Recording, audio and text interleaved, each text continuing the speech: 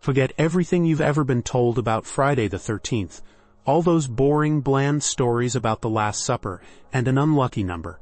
That's just a convenient smokescreen, a pretty fairy tale to conceal a terrible, bloody truth that centuries have tried to bury. Do you think it's just a superstition, just an unlucky day? Far from it. It's the memory of the greatest betrayal in history. The memory of a night when, by the treacherous command of one king, the mechanism of total annihilation was unleashed. When a mighty order of night bankers, guardians of countless treasures and secrets, was wiped off the face of the earth. Are you ready to learn what truly happened on that fateful day? I will show you facts that prove your instinctive fear of this date is not mysticism.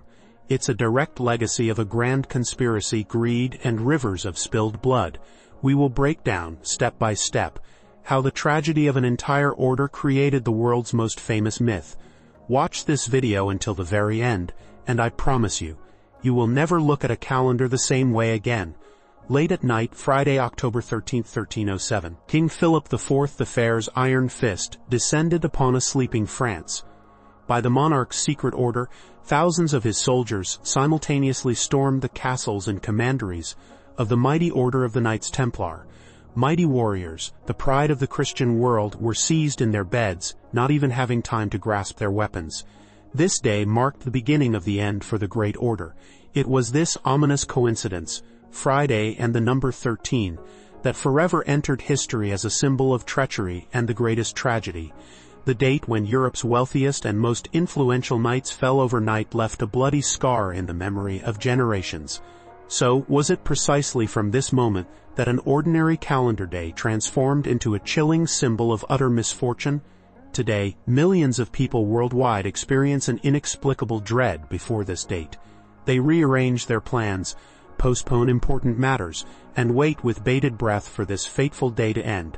But most of them don't even suspect that the Templar tragedy is just one, albeit the loudest, echo of an ancient curse. The roots of this fear go much deeper, into ancient times, and we will now unravel this tangled web of mysteries. Long before the fall of the Templars, the threads of this drama were woven in sacred Jerusalem. Canonical texts describe in detail Christ's last meal with his disciples, the famous Last Supper. 13 people gathered at the table, the Savior and his 12 apostles.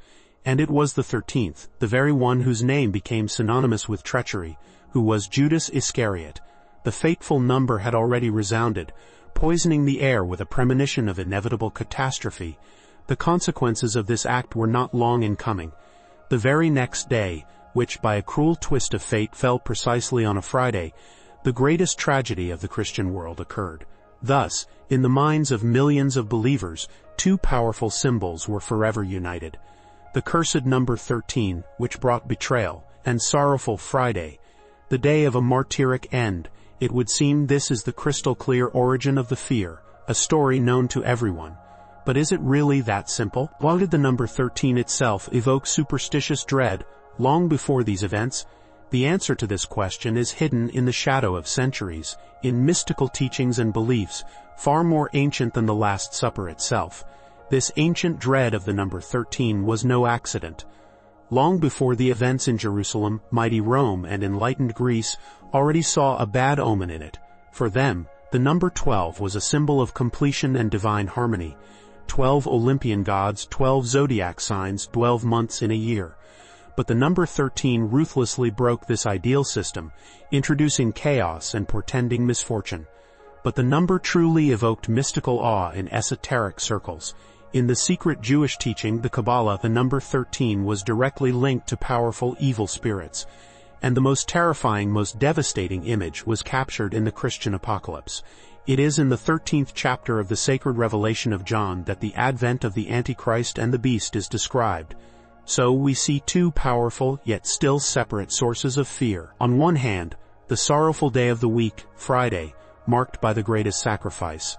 On the other, the ominous number 13 itself, burdened with ancient curses. They existed in parallel until history one day brought them together at a single point, and this point became the true epicenter of a catastrophe that forever changed the world. And so we return to that very point. to that very epicenter of historical catastrophe, dawn Friday, October 13, 1307. It was on this day that the avaricious and calculating French King Philip IV the Fair delivered his treacherous blow. By his secret command, thousands of Templar knights were simultaneously seized across the country, from Grand Master Jacques de Molay to the youngest novices. The mighty order, a bastion of faith and the financial pillar of Europe, was decapitated in a single moment. Upon the knights who just yesterday were heroes, monstrous, unthinkable accusations were hurled: heresy, renunciation of Christ, idol worship, and the darkest rituals. A ruthless process began which dragged on for 7 long years and ended in the flames of pyres. It was this event, the treacherous massacre of an entire knightly order, that forever cemented the infamous reputation of Friday the 13th in popular memory. 2 separate superstitions fused into one genuine curse. But this was only the beginning.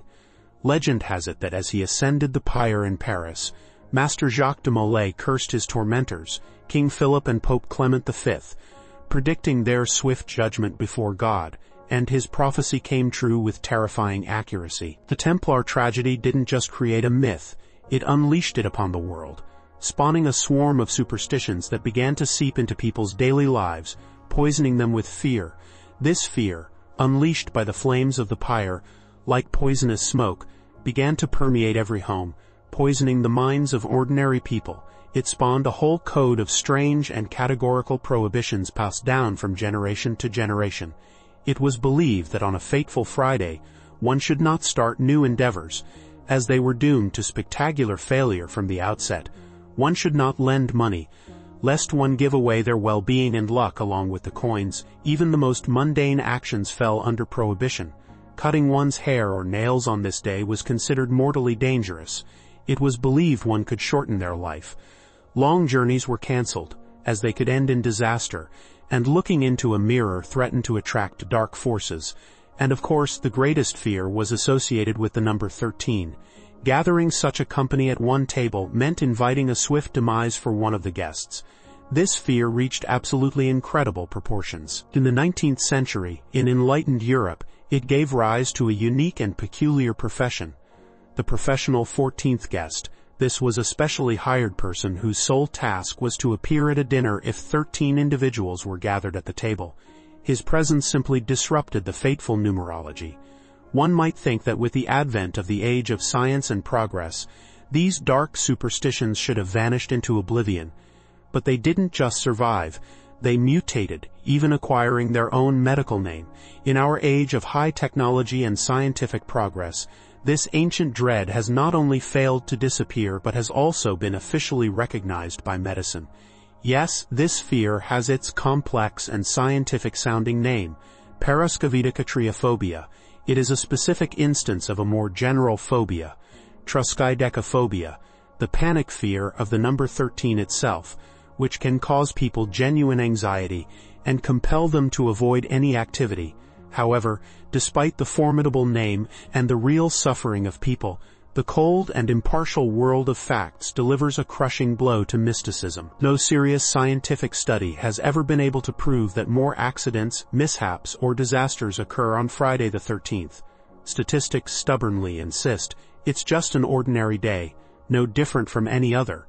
Moreover, some modern corporations have learned to extract cynical profit from this superstition.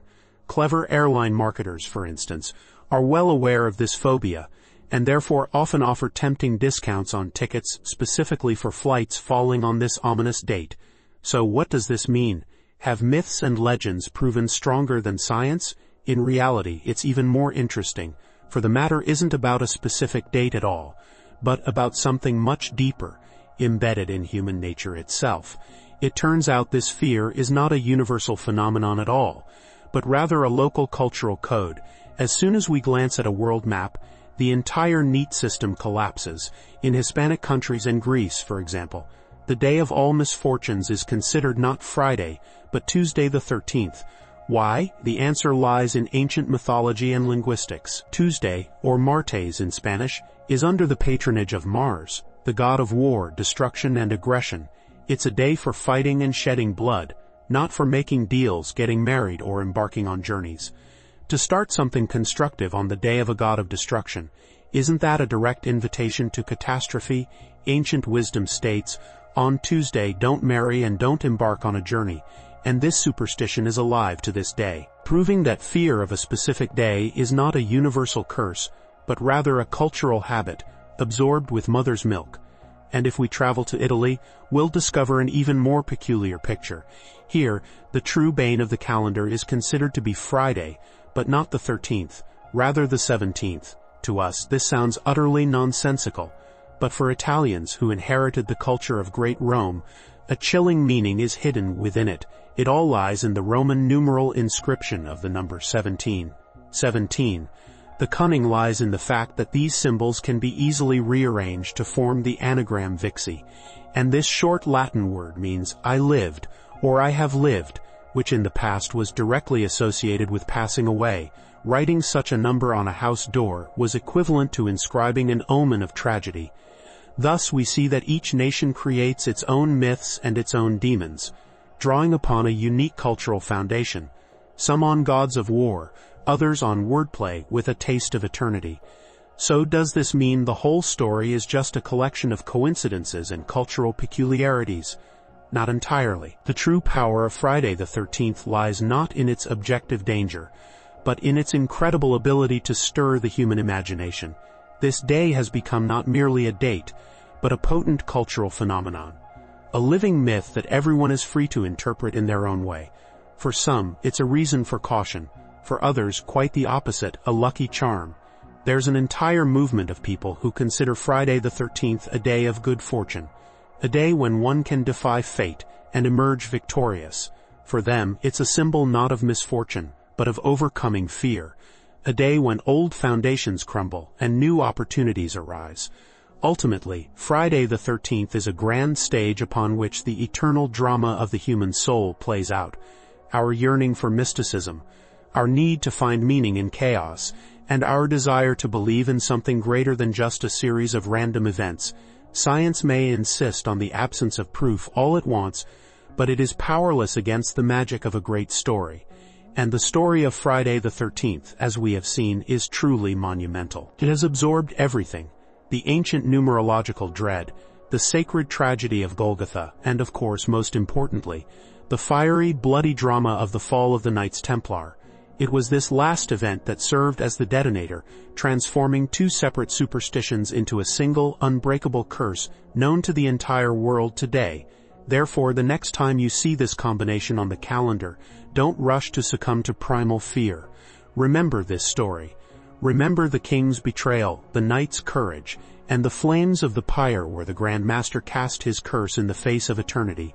Friday the 13th is not so much the scariest day, as it is a living monument to the greatest historical injustice. It's a date that will forever remain in culture, not due to mythical danger, but thanks to its incredibly rich, dark, and captivating legend, which still makes our hearts beat a little faster. But to grasp the full scale of the catastrophe, to understand what a titan was overthrown on that fateful night, we must pause for a moment. We must cast aside the image of simple monk soldiers. Forget it. What the Order of the Temple represented by the early 14th century was something unimaginable for its time. It wasn't just a brotherhood. It was the world's first multinational corporation, a financial empire, and a private army all at once. It was a true state within a state whose shadow covered all of Europe. Let's start with what made them legendary. Money. Do you think they merely stored treasures in their vaults? Far from it. They created a system that was 7 centuries ahead of its time. Imagine a world where traveling from Paris to Jerusalem was a mortally dangerous undertaking, lasting months. Roads swarmed with bandits, and carrying bags of gold with you was tantamount to suicide. What did the Templars do? They invented the bank check. It was a system of brilliant simplicity and unimaginable audacity. A pilgrim or merchant would come to an order's commandery, say in London. He would deposit his savings and, in return, receive a scrap of parchment, a charter encrypted with a complex code, intelligible only to the brother treasurers. With this paper, he could travel lightly and safely across all of Europe, and upon arriving in Antioch or Jerusalem, he would present this charter at the local commandery, and receive his sum down to the last coin. This was the financial internet of the Middle Ages, a system based on absolute trust and an iron reputation. No king, no duke could offer anything comparable. Their word was worth less than a parchment with the seal of the Order of the Temple. But they didn't just move money, they became the bankers of all Europe. Kings, princes, bishops. They all lined up to borrow from the Templars, the treasuries of France. England and Aragon relied on their loans. They managed estates, collected taxes for the Holy See, and acted as guarantors in major political transactions. Their Parisian residence, the famous Temple, was not just a castle. It was the financial center of the world, an impregnable fortress city in the heart of Paris, which with its power and wealth dwarfed the modest royal palace of the Louvre. The French treasury was stored precisely there in the Templars' vaults. King Philip, to gain access to his own money, had to request permission from the knights. Can you imagine the degree of humiliation? Now, about their military might, we say Templar Knight, and imagine a solitary warrior in a white cloak with a red cross. Mistake, the order was a perfectly tuned war machine. Its ranks included not only hereditary aristocratic knights, the elite of the elites. The majority consisted of sergeants, battle-hardened professional warriors, infantrymen, crossbowmen. There were chaplains responsible for spiritual life. There were craftsmen, armorers, stablemen, managers, thousands of people forming a single monolithic organism. On the battlefield, they were a force inspiring superstitious terror. Discipline, brought to absolute perfection. They were forbidden from retreating unless the odds were 1 to 3. They always attacked first and fought to the last. Their black and white banner, the Beauseant, was a signal to the enemy. No quarter would be given. In the Holy Land, they were the last line of defense for the Christian world. Their castles, Crac des Chevaliers, Chateau Pellerin, were the pinnacle of fortification art, impregnable bastions that for decades held back the Saracen onslaught. And finally, their political influence, the very essence of their power and the reason for their demise. By papal bull, the order was placed outside the jurisdiction of all secular and ecclesiastical authorities. They answered to neither kings nor bishops. Their sole master was the Pope. They paid no taxes to the royal treasury. They crossed any borders without customs duties. Their commanderies within any kingdom were, in essence, sovereign territory. Do you think the King of France, who aspired to absolute, unrestricted power, liked this? He saw before him a giant octopus whose tentacles had penetrated every corner of his kingdom, draining resources, possessing untold wealth, and yet not submitting to him. This was not just an organization. It was a challenge to the very principle of royal authority, and King Philip the Iron King could not tolerate such a challenge. This colossus stood in his way, and he decided to tear it down, no matter how, no matter the cost. And now we come to the man who pulled the trigger of this tragedy, King Philip IV of France. He was dubbed the Fair, but don't be deceived. His was the cold, lifeless beauty of a marble statue. Behind his flawless features lay a mind as cold as steel, and a will as unbending as granite. Contemporaries called him by other names, the Iron King, and also the King Forger. To understand his actions, one must look into his soul, and that soul was obsessed with one idea, the idea of an absolute state. Philip was not merely a medieval monarch. He was a precursor to rulers of the modern age. In his mind, nothing surpassed the interests of France, and the interests of France were his personal interests. The church, the nobility, international laws, these were merely tools or obstacles on his path to total power, and the main obstacle was money, more precisely its catastrophic absence. By 1307, the French treasury was a gigantic black hole. Endless, exhausting wars with England and wealthy Flanders drained the kingdom dry. Philip had already resorted to extreme measures. He began to debase the coinage, ordering new money to be minted with less silver content while retaining its former face value. This was history's first state-sponsored financial fraud, leading to monstrous inflation, the impoverishment of the people, and bloody revolts in Paris. During one such revolt, the king was forced to flee in panic. And where, do you think, did he take refuge? In the impregnable fortress of the Temple, under the protection of the very knights he was already planning to destroy. What irony! Sitting safely behind walls belonging to his main creditors, he perhaps definitively solidified his plan to take everything. But the attack on the Templars was not a spontaneous decision. It was the culmination of his policies, a dress rehearsal for which had already taken place. In 1306, just a year before striking the order, Philip orchestrated another no less cynical operation. He ordered the arrest of all Jews in France, confiscated all their property, real estate, promissory notes, and expelled them from the country. The scheme was refined down to the last detail. Suddenness, total sweep, legal cover. The Jews were declared enemies of the state. Their wealth unjustly acquired. The treasury was replenished, and all debts of the crown and French nobility to Jewish moneylenders were annulled with a stroke of a pen. Sounds familiar, doesn't it? It was the exact same scenario that would be applied to the Templars a year later, only on a much grander scale. However, the Iron King had his own architect, his own Grey Eminence, without whom this diabolical plan would never have come to fruition. His name was Guillaume de Nogaret, keeper of the royal seal, a lawyer, a fanatic of the idea of the state. He was a man for whom morality did not exist, only state necessity. If Philip was the hammer, then Nogaret was the hand that guided the blow with icy precision, and he had a personal score to settle with the Church. His own ancestors had been condemned by the Inquisition as Cathar heretics, and he harbored a deep hidden hatred for any spiritual authority beyond the king's control. It was Nogaret who showed the world what he was capable of several years before the Templar tragedy. His masterpiece was the so-called outrage of Anagni. Pope Boniface VIII, an authoritative and powerful pontiff, dared to challenge Philip, asserting the supremacy of papal authority over royal. Nogaret's response was unprecedented. He, with a contingent of mercenaries, burst into the papal palace in the town of Anagni, arrested the Vicar of Christ on earth, and according to legend, struck him in the face with an iron gauntlet, holding him captive for 3 days. The entire Christian world was in shock.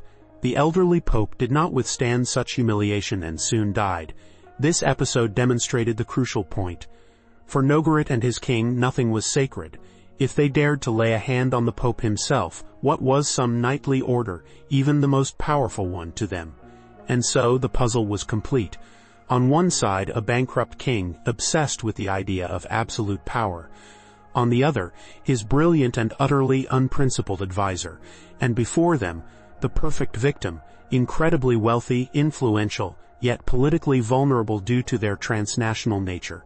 The Templars were the last bastion preventing Philip from becoming the absolute master of France, and this bastion was doomed. Nogaret was already preparing the legal framework, fabricating charges, and selecting false witnesses. The deadly trap was ready to spring shut. All that remained was to choose the day, and that day would enter history forever. And this bastion was doomed. Nogaret was already preparing the legal framework, fabricating charges and selecting false witnesses.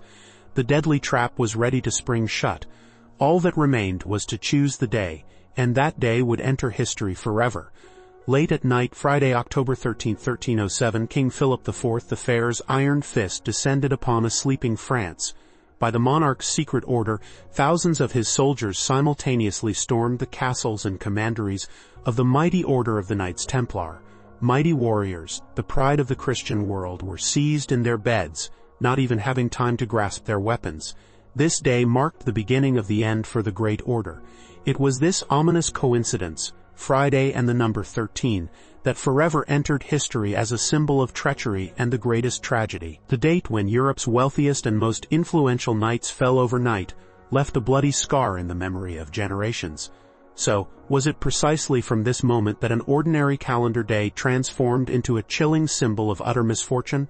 Today, millions of people worldwide experience an inexplicable dread. Before this date, they rearrange their plans, postpone important matters, and wait with bated breath for this fateful day to end. But most of them don't even suspect that the Templar tragedy is just one, albeit the loudest echo of an ancient curse.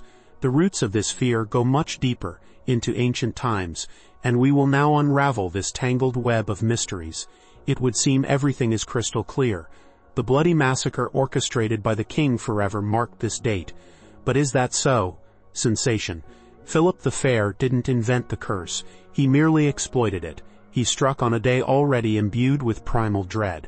a day that for centuries had been considered a portal for dark forces. To understand this, we must journey into the darkest and most hidden corners of human history, to where myths had not yet separated from reality.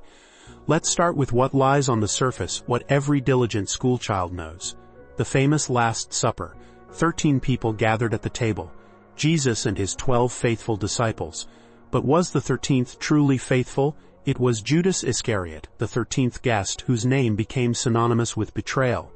The 13th who brought not a blessing but 30 pieces of silver and a kiss of death.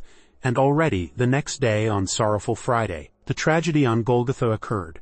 Here it is, the deadly link. The number 13 led to betrayal, and Friday became the day of reckoning. Do you think this is a mere coincidence? Far from it.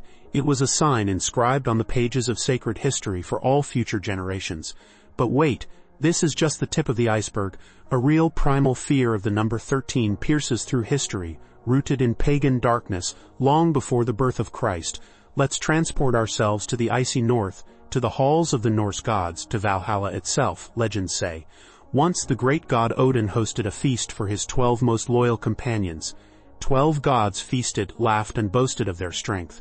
Harmony and order reigned at the table, and then the hall doors swung open, and he appeared on the threshold. The 13th, an uninvited guest, the god of deceit, chaos, and fire, the cunning Loki. His appearance instantly poisoned the atmosphere. A quarrel began, which, like a wildfire, erupted into a deadly clash. And in this clash, at the hand of the blind god Hodor, deceived by Loki, fell the brightest and most beloved of all gods, Balder, the god of spring and joy. The world plunged into sorrow. The 13th guest brought death. This story, passed down by word of mouth around Viking campfires, impressed upon entire peoples a simple truth. If 13 gather at a table, one of them is doomed. But that's not all. Let's look into the mystical teachings of ancient civilizations. The enlightened Greeks and mighty Romans revered the harmony of the number 12. 12 Olympian gods, 12 zodiac signs governing the world's fate, 12 months in a year completing a perfect cycle, 12 labors of Hercules. The number 12 was a symbol of completion, divine order, an ideal universe. And what is 13? It's an intrusion. It's chaos, breaking the perfect system. It's a baker's dozen. A number that comes immediately after the ideal and therefore carries only destruction. Ancient numerologists were convinced. The number 13 is the vibration of catastrophe, the code of a cosmic error. Shocking content. The most terrifying secrets of the number 13 are hidden in secret esoteric texts. In Jewish Kabbalah, a mystical teaching about the structure of the world, the number 13 was directly linked, not to just anyone, but to 13 spirits of evil. This number was considered a key opening gates to dark dimensions. But the most devastating blow to this number's reputation is dealt by the Christian world's main book of prophecies, the Apocalypse, the revelation of John the theologian. Open it. What do we see in the 13th chapter? Nothing less than the description of the Antichrist's appearance. It is in the 13th chapter that the beast with 7 heads and 10 horns emerges from the sea, granted authority over the world. It is here that the second beast appears, forcing everyone to worship the first. The 13th chapter is a scenario of the end of the world, a direct indication that the number 13 is inextricably linked with the advent of absolute evil. So, what do we have? On one hand, Friday, a day of sorrow and mourning, marked by the greatest sacrifice in history. On the other, the number 13, cursed by Norse gods, abhorred by Roman harmonists, and directly linked to the Antichrist in sacred texts. These two sources of primal dread flowed in parallel, like two rivers of black water. For centuries, they existed separately, frightening people individually. Until one day, the cunning genius of the French king decided to merge them. He didn't just choose a random date. He consciously scheduled his bloody massacre for a day already imbued with mystical poison, so that the universe itself would become his accomplice. He created a perfect storm, a singularity point, where ancient curse and historical tragedy merged into one unbreakable whole, giving birth to a monster named Friday the 13th. And so, the trap snapped shut. Overnight, the heroes of the Christian world, the elite of chivalry, transformed into despised prisoners. But the arrest was merely the beginning. Next, the machine of justice, or rather, the machine of total annihilation, was unleashed at full throttle. A torrent of monstrous accusations enough to curdle one's blood descended upon the world. this was no trial. It was a spectacle, directed by the evil genius Guillaume de Nogaret, where the main roles were played by executioners and their broken victims. Secret protocols revealed what exactly were the knights who just yesterday were considered paragons of sanctity, accused of. Brace yourselves, the list of charges was concocted following the standard template of the Inquisition, but with diabolical ingenuity. First charge, renunciation of Christ. It was claimed that every new initiate into the order was forced to renounce the Savior 3 times during initiation. And listen to this, spit on the crucifix. Can you imagine such sacrilege? Warriors who had spilled blood for the Holy Sepulchre for decades were accused of mocking the most sacred relic. But this was only the beginning of the madness. Second charge, the most mysterious and chilling, idol worship. According to the prosecution, in secret chapters, the Templars would bring forth a magical bearded head, which they called Baphomet. This head supposedly granted them untold riches, wisdom, and power. They worshipped it as a deity. Some of the tortured knights described it as a 3-faced head, others as the very image of the devil. Modern researchers still rack their brains. What was it? The Holy Shroud of Turin, some relic brought from the East, or simply a product of inflamed imagination born under unbearable pain? Furthermore, the accusations descended into the dirtiest abyss, sanctioned sodomy. It was claimed that the order's statutes encouraged and even prescribed homosexual relations among brothers to strengthen the bonds of brotherhood. And finally, the most horrifying, child murder. Allegedly, the knights sacrificed illegitimate infants born from their liaisons with women to their idol, using their blood in their black rituals. All this torrent of filth was poured onto people's heads to create an image not just of heretics, but of a satanic cult, a nest of vice that needed to be purged with a hot iron. How did they extract confessions? The answer is simple and terrifying. Torture. A whole army of executioners was unleashed into the dungeons of royal castles and the cellars of the Inquisition. They were masters of their craft. The Spanish boot crushing shin bones. The Judas cradle, on which a person was slowly impaled onto the point of a pyramid, stretching on the rack, dislocating joints. Water torture, simulating drowning, hanging by arms twisted behind the back. The iron bodies of warriors, who knew no fear in battle, broke under this hellish machine of pain. The interrogation protocols make for chilling reading. Here a knight proudly denies all charges. The next entry, marked after intense interrogation. The same knight, in a weak voice, confesses to everything, spitting on the cross, worshipping a cat, and conspiring with Saracens. Grand Master Jacques de Molay, an elderly, emaciated man, also confessed under torture. He hoped this would stop his brother's suffering. He was mistaken. But where was the Pope? Where was the only man the order answered to? Pope Clement V turned out to be a tragic, almost Shakespearean figure. He wasn't a villain. He was a weak, sick man, caught in the iron grip of the French king. His residence was in Avignon, on French territory. He was effectively a prisoner. When news of the arrests reached him, he was furious at such overreach. He tried to take control of the process, sending his legates, but Philip and Nogaret preempted him. They began publishing the Templars' confessions, stirring up public opinion.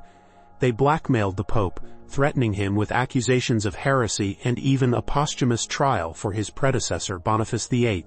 Cornered, broken, and humiliated, Clement V gave in. He did not condemn the order. Attention, this is a crucial point. At the Council of Vienne in 1312, no verdict of guilt was issued. The Pope released a bull stating that he dissolved the order not because their guilt was proven, but to avoid scandal by apostolic disposition. That is, essentially, by administrative decision to end the controversy. But for the Templars it no longer mattered. Their fate was sealed. This farce lasted 7 long years. 7 years of torture, humiliation, and lies. The culmination came on March 18, 1314.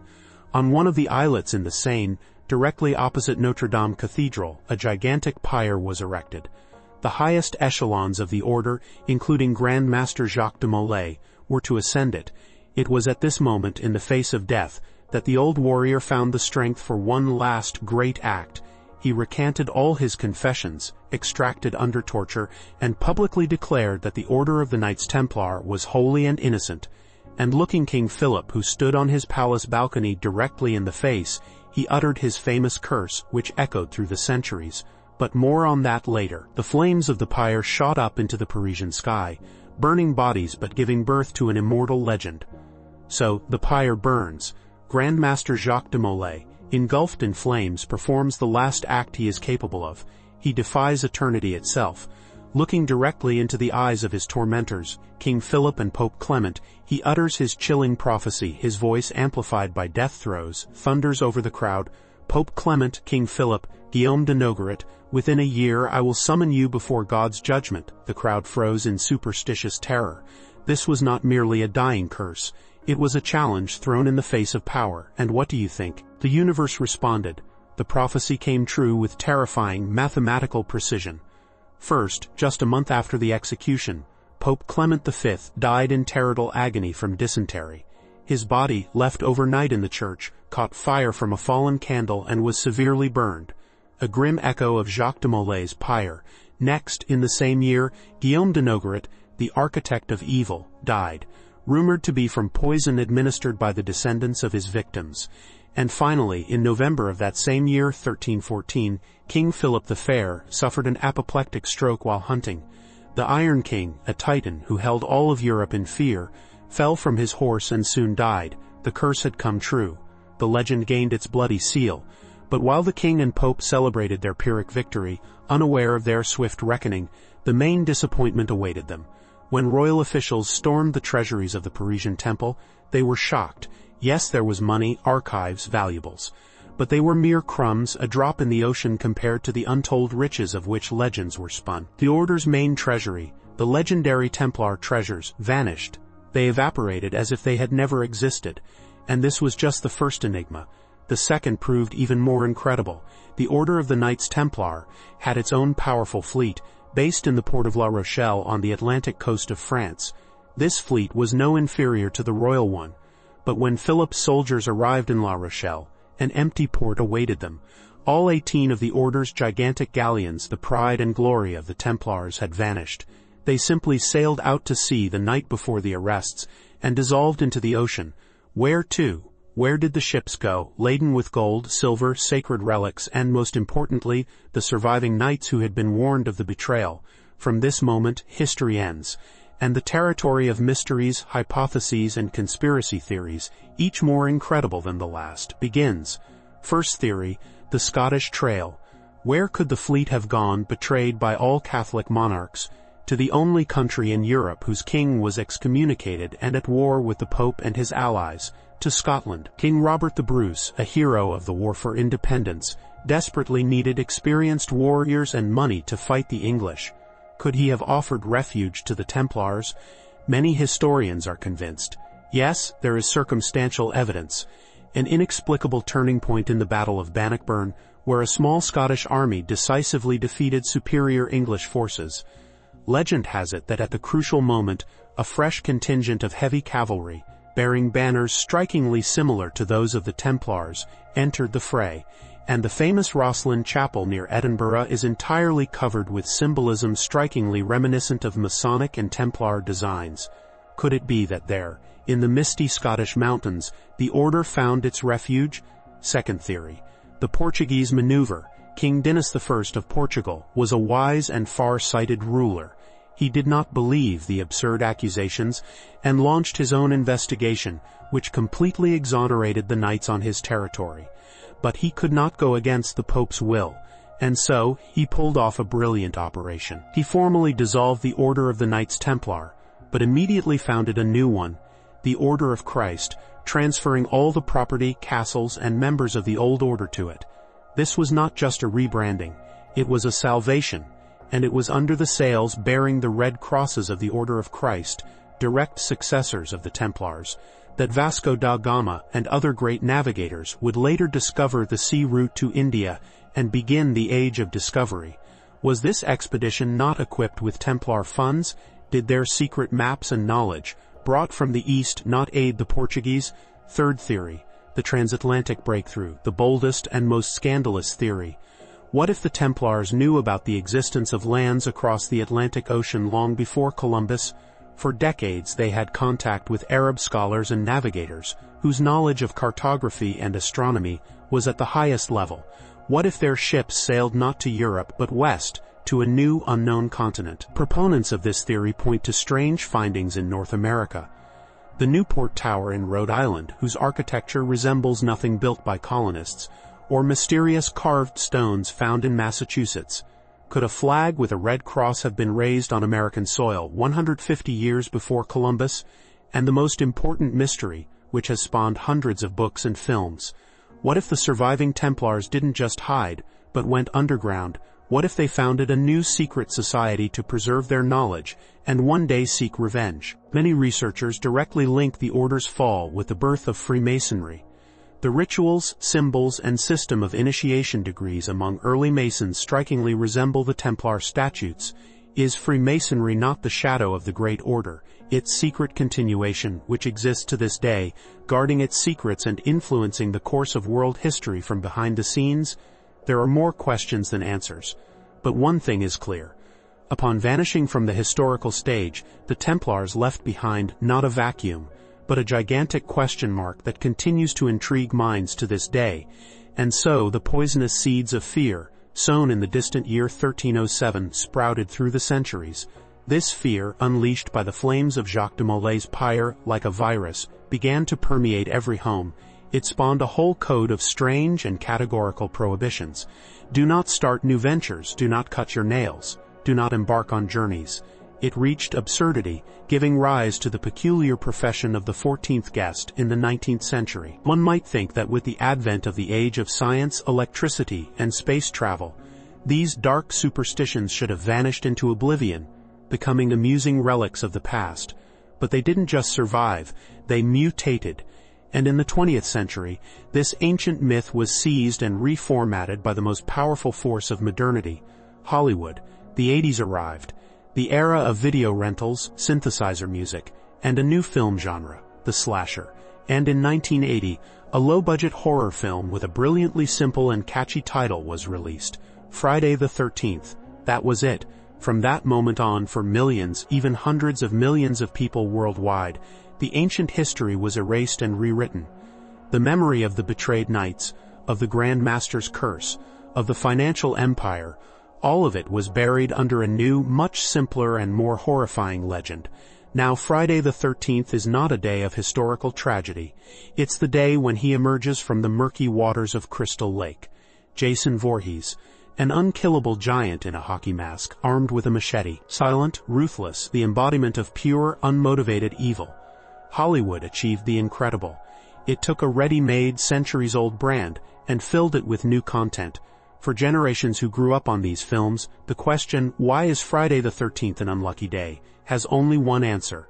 Because on this day, Jason kills. The myth was stolen, its historical roots severed, and in their place, a bloody spectacle grew. The Templar tragedy proved too complex, too multifaceted for the age of pop culture. A maniac with a machete was far more comprehensible. And yet, the legacy of the Templars themselves did not vanish. It shifted into another niche, the world of intellectual thrillers and epic video games. Dan Brown's bestseller, The Da Vinci Code, reignited interest in the Knights Templar, presenting them as guardians of Christianity's greatest secret, the descendants of Jesus Christ, and the iconic Assassin's Creed game series transformed them into the primary antagonists, a powerful order secretly controlling the world and striving for total domination. Thus the Templar legacy split. Their date became a symbol of primitive horror, while their image became a symbol of global conspiracy and great mysteries. So what's the bottom line? What is Friday the 13th today? It's a grandiose cultural phenomenon, a living myth that everyone interprets in their own way. For some, it's a day to be cautious, an echo of ancient fear. For others, a lucky charm, a day when one can defy fate. Clever marketers sell discounted tickets on this day, and tattoo parlors offer promotions on tattoos featuring the number 13. This day has become a grand stage upon which the eternal drama of the human soul plays out. Our yearning for mysticism, our need to find hidden meanings, and our desire to believe in something greater than just a series of random numbers on a calendar. Science may insist on the absence of proof all it wants. Statistics may stubbornly show that it's just an ordinary day, but cold facts are powerless against the magic of a great story. And the story of Friday the 13th, as we have seen, is truly monumental. It has absorbed everything: the numerological dread of the ancients, the sacred tragedy of Golgotha, and of course, most importantly, the fiery, bloody drama of the fall of the Knights Templar. It was this last event that served as the detonator, transforming two separate superstitions into a single, unbreakable curse known to the entire world today. Therefore, the next time you see this ominous combination on the calendar, don't rush to succumb to primal fear or dismiss it as foolishness. Pause for a moment. Remember this story. Remember the Iron King's betrayal, the knight's courage, and the flames of the pyre where the Grand Master cast his curse in the face of eternity. Friday the 13th is not the scariest day. It's a living monument to the greatest historical injustice. It's a scar on the fabric of time that still makes our hearts beat a little faster. And now you know why.